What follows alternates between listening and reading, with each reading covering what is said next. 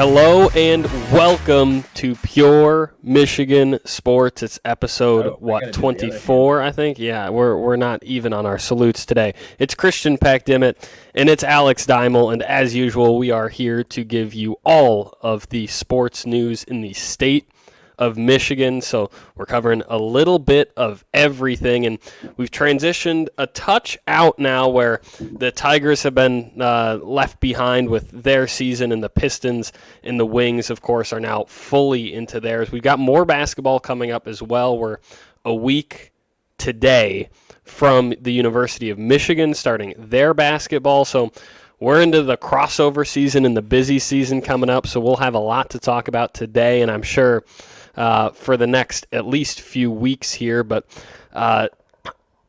we'll start, I think, where Alex wants to start. He was telling me, obviously, we both work. The 9 to 5 is outside of college or in college athletics, so you're driving back home on the bus and watching this game. I still do it as a student, and then I have the that long ass bus ride on the weekends, as you do as well. I think you might just make a little bit more money than I do. That's neither here nor there. But no, tell me where we're starting to see if we're on the same page. Michigan State was an awesome game. Well, let's start there. Yeah, I don't think it was an awesome game. I think it was a nice finish. I'm going to heavily disagree with that. I do not think it was an awesome game. In fact, you remember my text early on where I was just like, this is depressing. And I don't mean that in the sense that, again, this has been my mantra about this, especially Michigan all year, like, hey, you got to expect that it's not the same team. But I think it was cool last year being able to just like dummy them. Like everybody knew it wasn't going to be close, and it wasn't. But in years prior, like that's a close game. That's a rivalry game. And it was close, but it wasn't good. It wasn't close because teams were battling. It was close because neither team could figure it the fuck out. And it was the same struggles that both teams have had all season. And I will say, and I know I was just talking about this little pre-show. You obviously have that little kind of scrap at the end there, and then you've got Loveland saying, oh, little brother's gonna little brother, whatever the hell he said.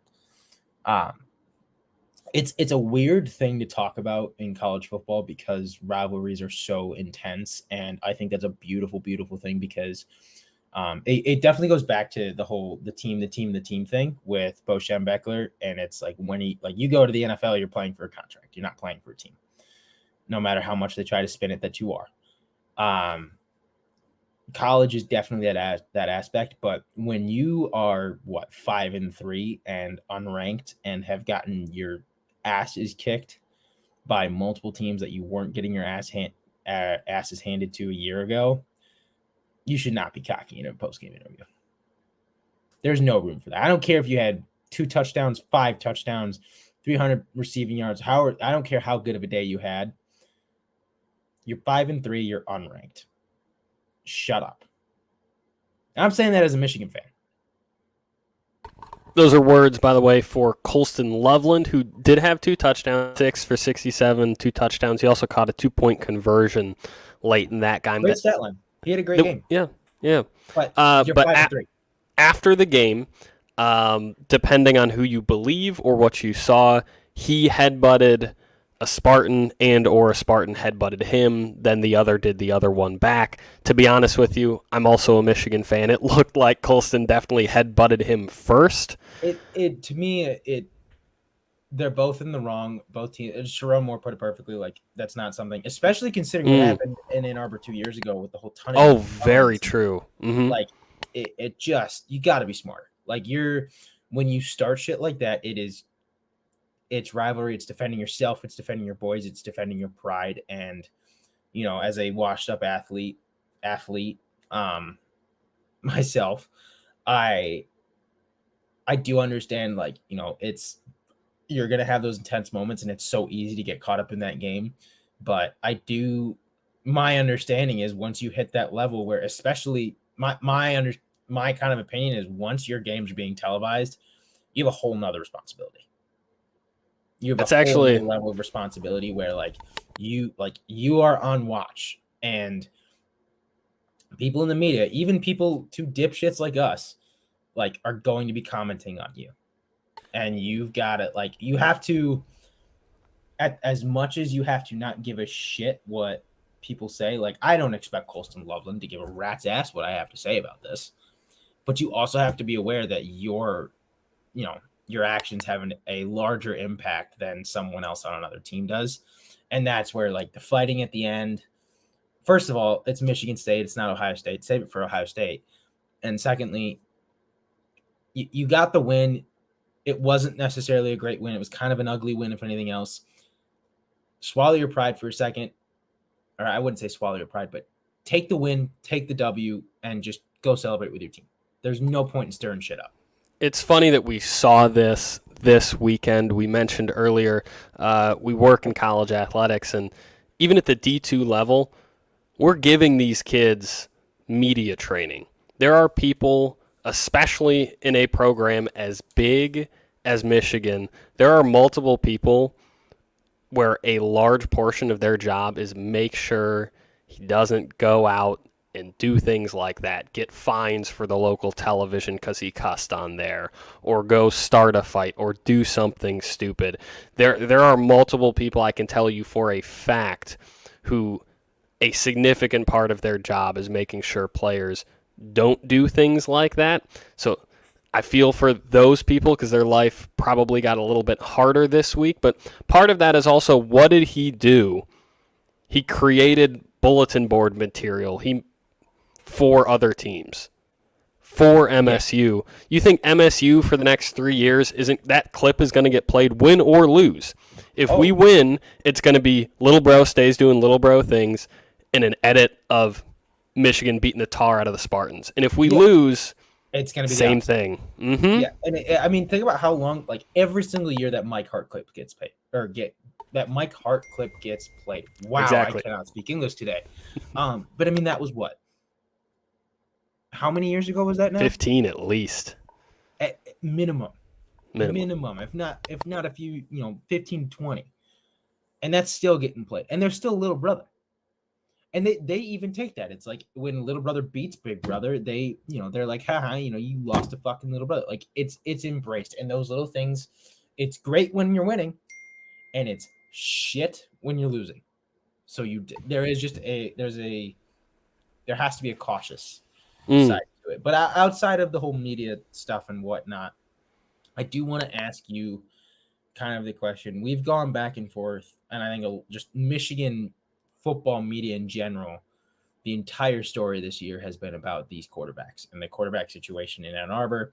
Davis Warren comes out. He does the job. I think he went 13 for 19 is what I saw, 100 somewhat passing yards. Is it okay to label him as the guy or the man going forward with that win? Because I'll be honest, I think it's still it's anyone's ball and it's anyone's pocket. It's unfortunately whoever's going to play the best that week. And let's preface the answer here by saying it might not matter. You're at a point this late in the season where you only have 4 games left, 5 if you include the meaningless bowl that half our players will sit out of. You have 4 games left. 3 of them are against ranked opponents. All 3 are against top 15 ranked opponents. 2 of them are against top 4 teams in the country. You could put Davis Warren out there. You could put Alex Orji. You could put Jack Tuttle.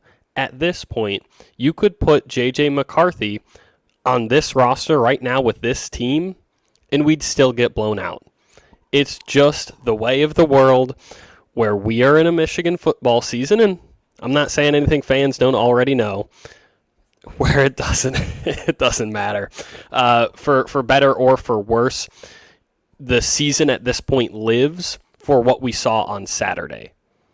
The season is made by things that we saw on Saturday, not because it was pretty, not because anyone looks back and says the Wolverines took a big step forward, or they showed me this, and this. It's the fact that you beat MSU. It's that win is a old win, phrase, a a win win is a win.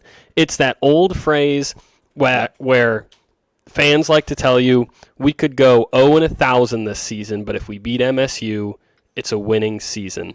If we beat OSU, it's a winning season. Now, I don't subscribe to that extreme, but it gets to the point where it goes, this season is a loss. We stunk. It's the ultimate rebound the wrong way from a championship. At this point, you're looking for things like that. Diamonds in the rough to make you feel good, where you still beat little bro. It was nice. It was fun. That's great. All this to say, I think Davis Warren is your guy. I don't think he's the guy. By that, I mean, I think he's the guy for this role to finish out the season and hopefully not turn the ball over as much, hopefully be a little bit safer with the football, just lead these sort of balanced offense, run heavy drives down the field, let it be what it's going to be, probably lose a couple of football games, maybe lose 4 football games the rest of the year. I do want to say, as much as that was a whole pessimistic little rant there, shout out Alex Orji, because was he under center in the truest sense of the word ever? No. Was he going to throw a pass ever? No. Was he ever in the gun with like a diamond formation behind him with 3 dudes in the backfield and you thought, uh-oh, he's going to tear your defense apart with like a 13-yard strike downfield? No. But he was masterful in the run game. Do that anyways. Not that we have the receivers, or frankly, at this point, the O-line to block. It's just he was really good. It's an off year, and I know that everything you take at this point is with a grain of salt because, like, oh, he was great, but it doesn't matter. He was good. He was really solid. He ran the ball effectively. He ran the ball in big moments, and I think that was coming out in the second half. The trickeration was great. The creativity in the play calling, where Donovan Edwards is throwing a pass, especially that first drive after halftime, where it's Alex Orji into run speed options. It's getting creative where you're doing double pitches, where Samaj Morgan is like maybe going to throw a pass. Like it's all this creativity that I think is the key to an offense that just isn't very good. How do you find ways to get little silver linings, good things in your offense? You got to be creative, and I think that's what they were. It was a nice little win, and I think a nice win to look back on this season when you're thinking about, oh, we sucked. At least we got little bro. Yeah, 100%. And I do think, looking back on it, that is going to be the defining moment, 100%. And no matter how you look at it, you stretch it, like this wasn't going to be that year. Like you said, it's nice to get a win over little bro. I do also want to mention, because it's been kind of going around the rumor mill a little bit, there's talks of Michigan pursuing the number 1 recruit of the 2025 recruiting class, Bryce Underwood, who is a Belleville, Michigan native, plays high school football at Belleville. At Belleville is their quarterback and is currently committed to LSU. Can you remember a time before the last 2 years that you can remember there being open reports about colleges pursuing kids that were already committed to teams? It's a little sad, isn't it? Yeah. Yeah. A little sad. It's really sad. And don't get me wrong, dude. Would I love to have the number 1 recruit in college football? Absolutely. But it just goes to show that nowadays commitments, verbal commitments at least, do not mean jack fucking shit. You are signing 1-year deals with these teams, and it's not even that, because you saw with the UNLV, quarterback, they didn't sign anything. They promised him X amount of money. He got there. They didn't give it to him. I'm not going to play anymore. That is great. Good on him for having the balls to just say, I was promised this, didn't get it. I'm done. But that's the way of the world at this point. It's not collegiate football. It's pro Not. football. It's It's pro football semi-pro at the collegiate football. level. It's It's a semi-pro job. It's football not. and we're just afraid to call it that apparently because we're afraid to embrace. It is semi-pro, so now you need to put in restrictions, put in safeguards, allow these kids to sign genuine contracts and not contracts meaning a letter of intent or some bullshit to commit to at least 12 credits of classes each semester. I mean actual contracts with dollar amounts because then you're admitting it. You're tipping the scales where you're not just like a semi-pro league, you're a genuine pro league, and then the NCAA falls apart. We're pretty close, I think, to that tipping point, though. It is also it is depressing. Like there is, we were talking about that team aspect earlier, and as much as it is still present in college football from a rivalry standpoint, it's really not there outside of that. It's just not. And Why would it be? If I can go make another $70K exactly. to play a sport that I love, like 200 miles down the road instead of here, come on. Why would you begrudge these kids the opportunity? Better opportunity with better talent, better coaching staff that fits with me. Like I'm never going to blame someone for doing what's best for them. It is just depressing a little bit that you're starting to lose that team value. One team that doesn't seem to be losing a team value. How about them fucking Detroit Lions, baby? How about them, dude? That was over after the first quarter. It really was. I mean, it was a battle for like 10 minutes where you go, the Titans have scored 14 on us. The Titans have scored 14 on us. And then gone. Holy hell is happening here? And then Khalif Raymond goes off, has a day. I mean, Goff is Goff. He does his thing. You know that 5 different Detroit Lions have completed a pass now this year, and only 2 of them are quarterbacks? And I bet you half of them are touchdowns. Greatest statistic in Lions football history. Amon-Ra threw a touchdown. Monty threw a touchdown. Goff threw a touchdown. Who else has thrown a pass? Obviously Hendon Hooker. Yeah. Who's that fifth? Do you know who that fifth one is? I would love to know. The man, the myth, the legend, Jack Fox. That's right, obviously. Remember that fake punt? that MCDC balls on the ground. Fake punt?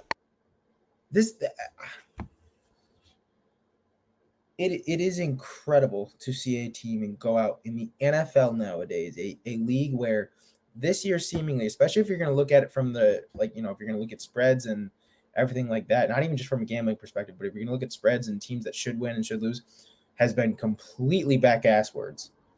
The Lions just went out and dominated. Like after that first quarter, there was no coming back. And not only that, they said, we've now got we've got our hands around your throat. We're now going to put our feet also on your throat and shove you 6 feet into the ground.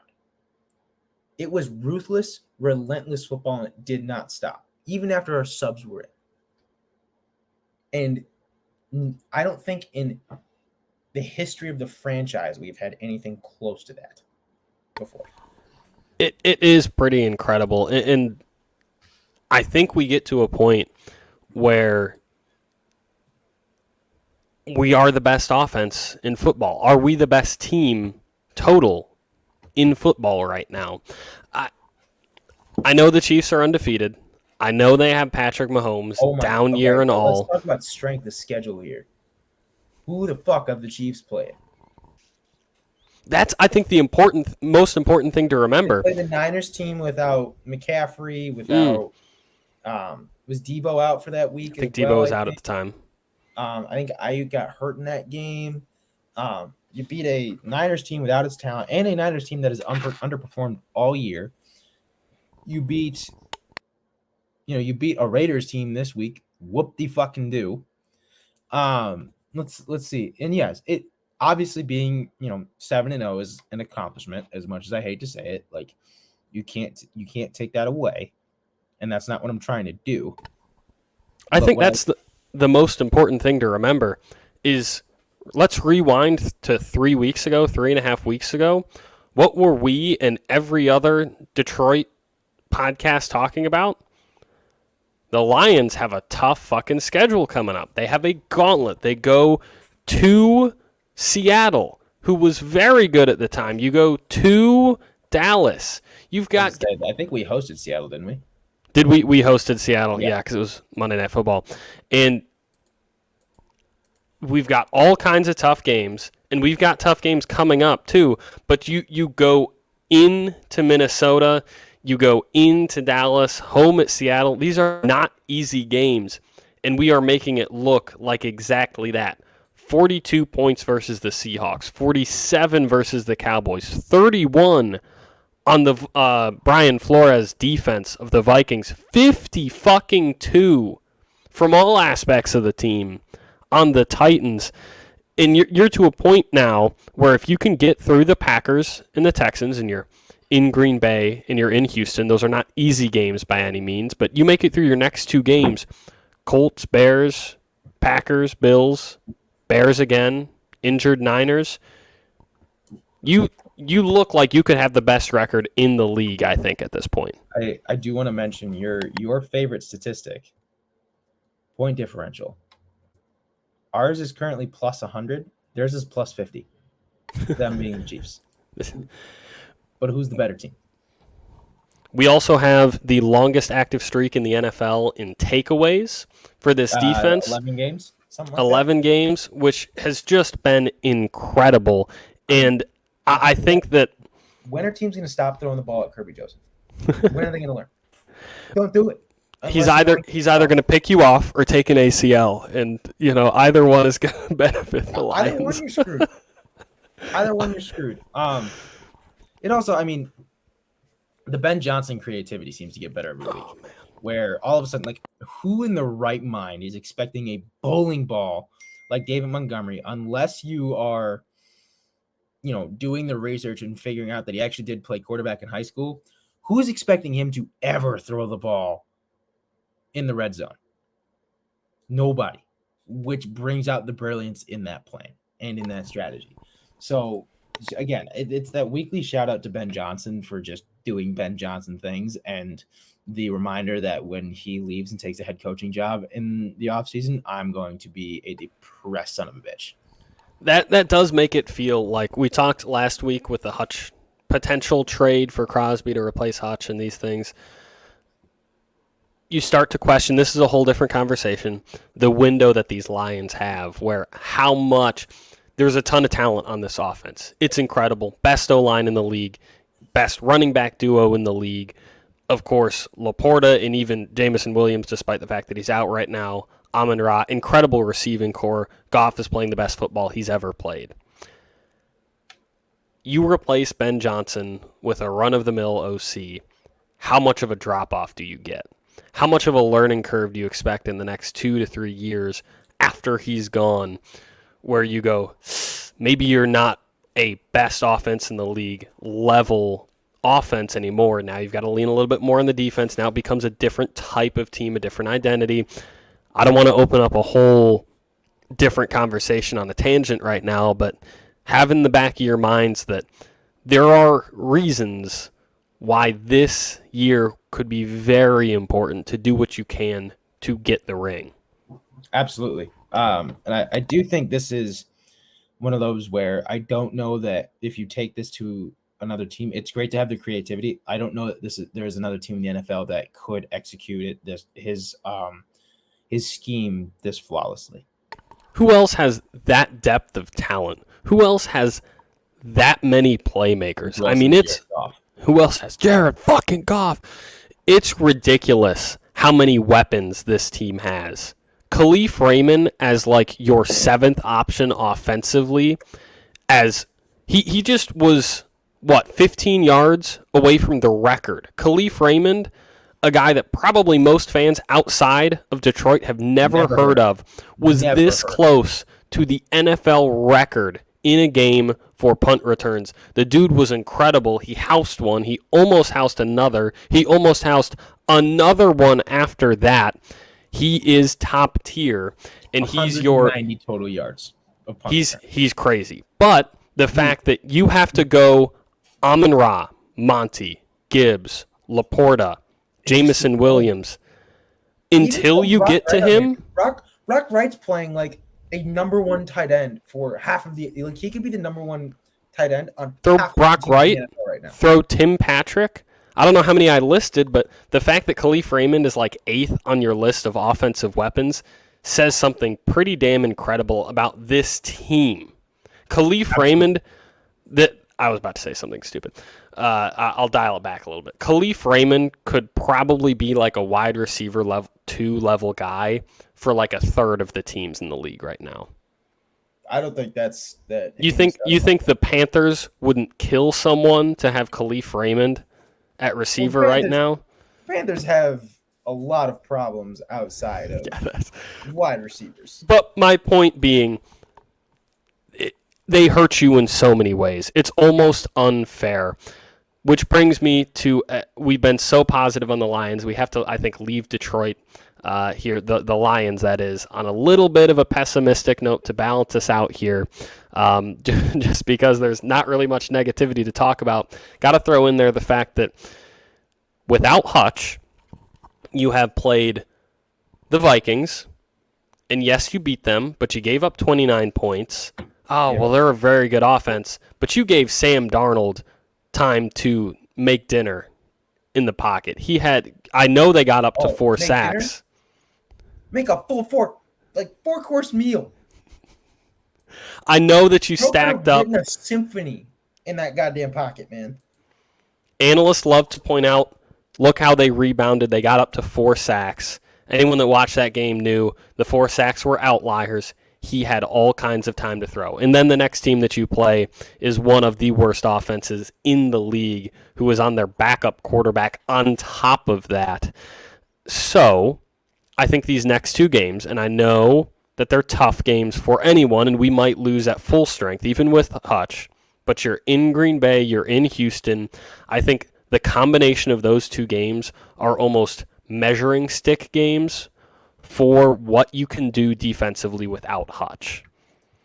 Absolutely. And again, it's 2 very tough away teams.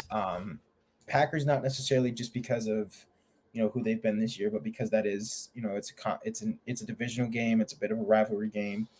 And this is a team with a solid wide receiving core. If Jordan Love can stay healthy, he will be solid. So that game at the end of the day will 110% come down to the Lions defense versus the Packers offense. Not that, the Packers defense is anything to be slighted against. I mean, they have the guy Xavier McKinney leads the league in interceptions. But I do think at the end of the day, it will be that, can our defense hold up? And that will be the big X factor in that game. You're in Green Bay. You're at Lambeau Field. And that is not a team or a city that is used to losing to Detroit and having to watch Detroit beat them in their home turf. It's also just a difficult place to play. Probably did not bode well for this year. It's also just a difficult place to play, period. One of the hardest places to play in the NFL. And as much as I hate the Packers, you do have to respect, the history and the kind of icon that is Lambeau Field. But I do think these will be 2 good tests. And again, these are 2 talented teams. And I said it a few weeks ago when we started on this, this kind of long train of very difficult games. Do not be surprised if it comes down to the last second and we do not win one of these games. And do not do what people were doing after the Bucs game where it's like, oh, get rid of, Jared Goff sucks and all of this other stuff and this and that. People have bad games in the NFL all the time. For the love of God, Lamar Jackson just lost to the Browns. I think the 24-hour news cycle and its many consequences leave us with the fact that the NFL gives us a full fucking week between games, try as they might with Thursday and Monday Night Football, where if the Lions beat the tar out of the Titans, suddenly we're the most complete team in the NFL, hands down. And if we lose to Green Bay in Green Bay next week, then we're like the 4th best team in the NFC, according to these analysts. So just try and keep a level head as a fan through the next 3 weeks that you could potentially 3 weeks or 2 weeks from now, we could be potentially talking about a 6-3 team, which again is still very, very good. But you could potentially lose both of these games without really having played all that poorly. So try and keep a level head. I think we spent plenty of time on the Lions. We're going to hop to the Pistons very quickly for a pit stop before we hit the Wings, because we actually have a guest to bring on tomorrow.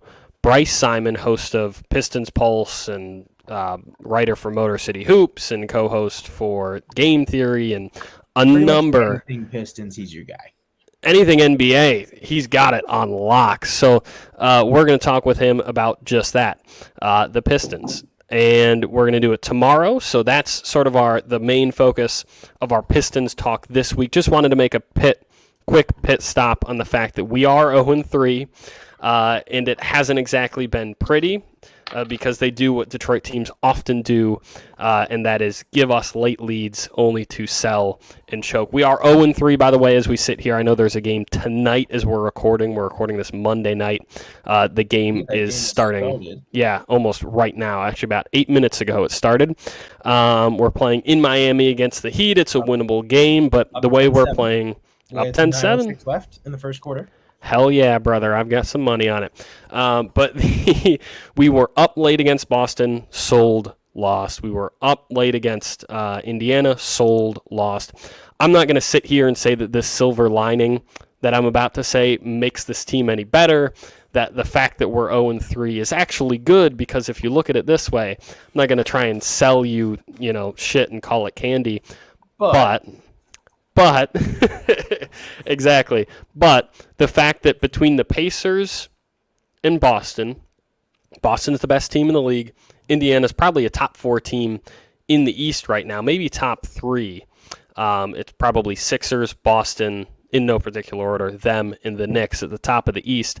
And the fact that you can take probably 4 combined possessions from a game against Boston and Indiana and say if those 4 possessions go our way, we are 2-1 with wins over both of them. As a team that has won 14 games, within that relative scale, I think we're playing all right. You're taking it. It's not a bad start. It's a terrible start because you're the Pistons, and it's more losing. But Cade's been excellent, and it's a young. Jaden Ivey's been really solid. The new additions, Malik Beasley, you bring back. He's technically not a new addition. We got him at the trade deadline last year, but we re-signed him. Simone Fontecchio has also been very, very solid. There are good things about this team, things to be happy about, and it's just a young team. It's going to blow leads. It'll happen. But yeah, just getting in and out on the Pistons there. Look for that episode tomorrow of Pure Michigan Sports when you talk to Bryce Simon. And I think we need to stop and end our final stop of the show and end with some more positivity with the Detroit Red Wings, who, despite a loss, did get a point last night. And in between last episode and this one, went on a 3-game winning streak. So Detroit, stand up. It's like Alex said. It wasn't the end of the world when we started this poorly, or as poorly as we had, but solid week from the Wings. Solid week. Wasn't the best ending to it. Stuck with Edmonton in that game yesterday. Kind of a brutal loss there in OT, especially considering that bogus penalty. And then obviously kind of a tough loss to Buffalo on Saturday. But the game that I want to talk about was the Devils game. More specifically, what I did write a blog about right after it happened because it got me so fired up. You're up 4-3 on 4-3. You're up 4-3. Devils pull their goalie. Michael Rasmussen goes down. Circles around, picks the puck up, scores. While he's doing this, former first overall pick Jack Hughes is flying down the ice trying to just put any energy into his guys that he can. And that's his job. And a lot of respect to him for trying to take out a guy that probably has, I think I wrote it like 5, 6, 7 inches, anywhere in that range on him. I think it's 6 inches. Ross literally just does this too. If there's anyone that can do the I can't really do it sitting down, but Too small. It's Ross to Jack Hughes. And that's pretty much exactly what he did. He, without even flinching, and it didn't even look like he moved a muscle, put Jack Hughes into the ground. And then hit him with the biggest, like, just fuck you flex in the world. That is the exact attitude and energy that I have been waiting, dying, and begging for a Detroit Red Wings team to have since 2015. So the fact that, and it came from a guy who has done a little bit of this in his Wings career. Obviously got that extension in the offseason, and opened up the season great. I think he's, gosh, let me look here. I know he's got a handful of goals so far. Oh no, I was wrong. He's only got 2, but I mean, DeBrincat's got 4, Kopp's got 4, Larkin's got 4, Comfer with 3. This is a team that's scoring early, as we knew they would, and putting a lot of points on the board. Obviously, the defense isn't there 110% yet, but they're there when they need to be. I do think if this keeps up and you have an Ali Mata own goal like you had yesterday, do not be surprised if we get a Stevie Y defenseman trade finally in the offseason. I know it's been, you've waited for him to make big offseason moves. I think this is the roster for him to do it with. So, are you saying off season or early in the season before the deadline? Before the trade deadline. Sorry, I think it's you get closer to the off season, you look for him to make a move. You get closer to the trade deadline, you look for him to make a move, and he hasn't made too many blockbusters outside of DeBrincat yet. And he hasn't made a lot of blockbusters for defensemen. So I do think this is finally that time where that could happen. But yeah, I mean, you're going to lose some. It's good to get a point against a very strong team like Edmonton. I mean, they're favored to win the cup. They're back at it, I think, on Wednesday against the Jets at home, another really strong Western Conference team that we're not going to face very much at all. That might be the only time we play them this year or this season. And then you get into November, you got the Sabres at home, then you go to Chicago, you go to Toronto. Some cakewalks in there and some really tough teams in there. So don't expect perfect hockey early on, as I've said. You're going to catch a loss here or there, but this is a team that's going to compete and be in the hunt, and that's exactly what we expected. That's so fair. You open the show with it, but it's nice, I think, for Detroit fans to be able to look around, or State of Michigan fans to be look around and actually just say, all of our sports aren't horrible. Good. It's pretty good. I mean, if we've said it once, we've said it a million times. There's like a 15-year stretch, the majority of either of our lives, or at least conscious lives, where you look around and you go, the Tigers, terrible. The Pistons, terrible. Wings, okay. You're fired. Terrible. All of it. Lions, awful. Brady Hoke. And all of this was happening at the same time. I know. I felt. I almost didn't bring it up. I almost didn't bring it up. But the fact that there was like a 5 to 6 year stretch where all of that was happening at the same time and off for like 15 years, and now it's more or less the opposite. Take a deep breath. You've earned it.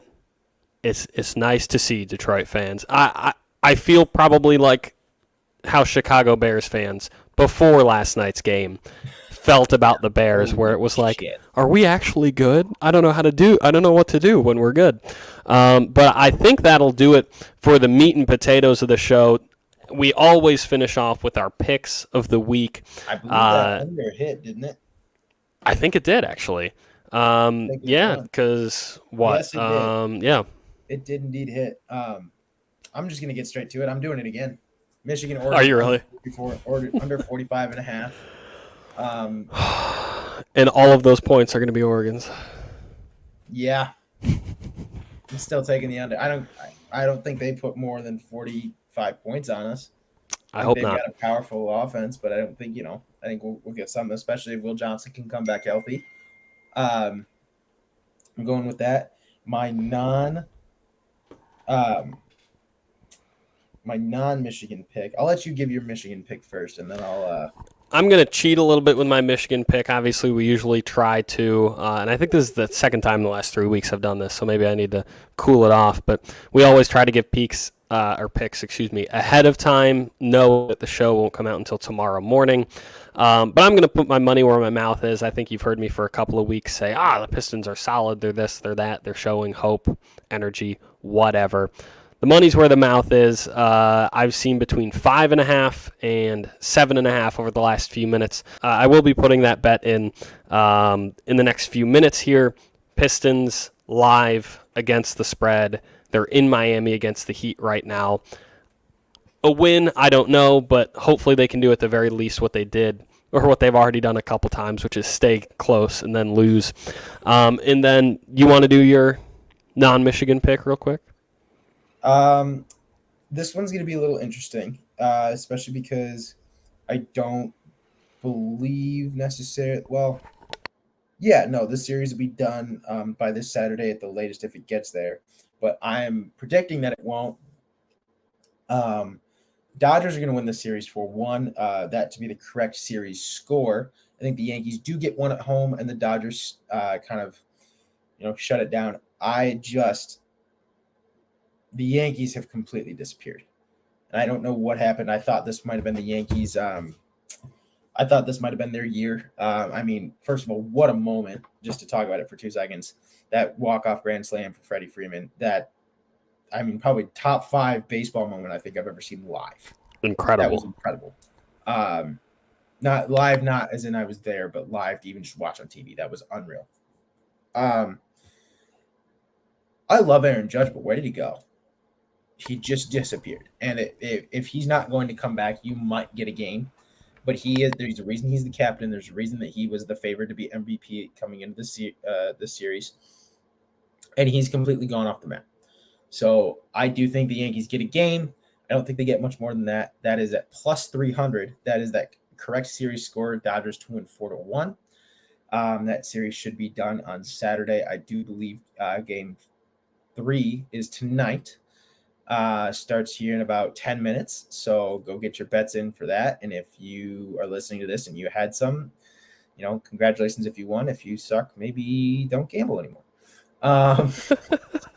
Simple as that, I guess. I've got a pick from Thursday night, and it is Thursday night, by the way, is Texans, Jets. Jets have been underperforming, to put it very, very lightly and very nicely. All these primetime games, they suck. Yeah, but it's Aaron Rodgers, and it's a big market. I don't give a shit who it is. Pulls weight. Growing up is realizing that big markets carry, whether they win or lose. It's the Jets. It's New York, man. That's the biggest of markets. But they do suck. They're fucking terrible. I'll never forget when the Pistons had fewer nationally televised games than Bronny James, who was in high school at the time. It just goes to show you the names and the markets sell. They're on Thursday night football, and I think they get embarrassed once again. The defense has been really a big point for me where, yes, the offense has been terrible. Yes, he's not connecting with the receivers the way he used to, blah, blah, blah, blah, blah. We could go on and on about all of the Jets' problems. I think one of them is the defense was supposed to be the stout part of this team, and it just hasn't been. I've got Joe Mixon anytime tutty, minus 145. No, that's not the greatest line of all time. If you maybe want to pair it with like a lighter alternate rush yards over, like 60 plus or something like that, feel free to do so. But minus 145, Joe Mixon anytime tutty, and I think that'll do it for episode 24 of Pure Michigan Sports. We'll be back with you tomorrow. Bryce Simon will be on the show. We'll talk some NBA and hopefully make ourselves feel a little bit better about the Pistons. I know there's not a ton great to say, but hopefully there will be after tonight. Until then, and then until next week, Christian Peck-Dimit and Alex Deimel signing off.